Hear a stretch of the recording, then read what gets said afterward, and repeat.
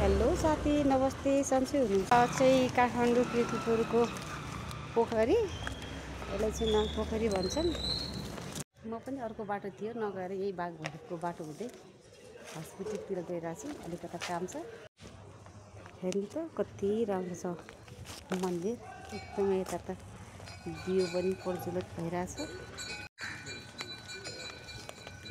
टाढाबाट चाहिँ यसरी काठमाडौँको पुरै भ्यू देखिन्छ। हेर्नु त पुरा देखिँदो रहेछ। अनि यो घन्टी पनि राखेको छ मन्दिरमा, मजाको मन्दिर पनि। बेलुकातिर चाहिँ धेरै मान्छेहरू यता रमाइलो गर्ने, बच्चाहरूलाई खेलाउने गर्छन्। अब यही बाटो हुँदै टुरिस्टहरू पनि हुनुहुन्छ यतातिर। यो चाहिँ एकदम कीर्तिपुर भन्ने चाहिँ टुरिज्मको लागि चाहिँ एकदमै राम्रो, बाहिरको मान्छेहरू आउने घुम्ने भएको भएर एकदमै टुरिस्टहरूको लागि चाहिँ बेस्ट प्लेस घुम्नको लागि राम्रो छ। यस्तै पर्छ बाटो हिँड्यो मेन एकदमै राम्रो टुरिस्ट एरिया, मजाको छ। हाम्रो गाउँ जस्तै छ एकदम, गाउँको पाखाहरू जस्तो। 15-20 मिनट जति हिँडिसकेपछि छुट्टै हस्पिटल आइपुग्यो। साथीहरू मेन रोडबाट हस्पिटल पनि यही हो, आइपुग्यो। अब आफ्नो काम गर्नु पऱ्यो।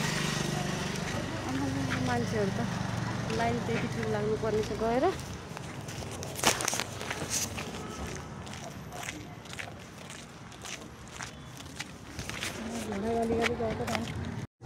हस्पिटल पनि आइपुग्यो। लाइन छ, थुप्रो लाइन लगाइसकेपछि माथि बाहिरबाट माथिल्लो तलामा जाने।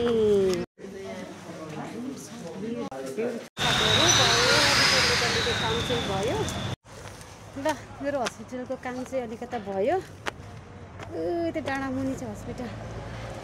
अब जानु पऱ्यो उकालोमा। मुनि झर्दाखेरि त सजिलै थियो, उकालो चढ्दा त साह्रै गाह्रो हुने साथीहरू। अब फेरि चढ्नु पर्यो। बाटैमा यसरी चौतारीहरू, भगवान्को मन्दिरहरू, अनि नानी बाबुहरूले खेल्ने, जिम गर्ने ठाउँहरू पनि छ। एकदम राम्रो छ हाम्रो कीर्तिपुर। हेर्दाखेरि पनि बिहान बिहान आएर यता मर्निङ वक गर्नु पनि पाइने। बस यति उकालो चढ्नु पऱ्यो।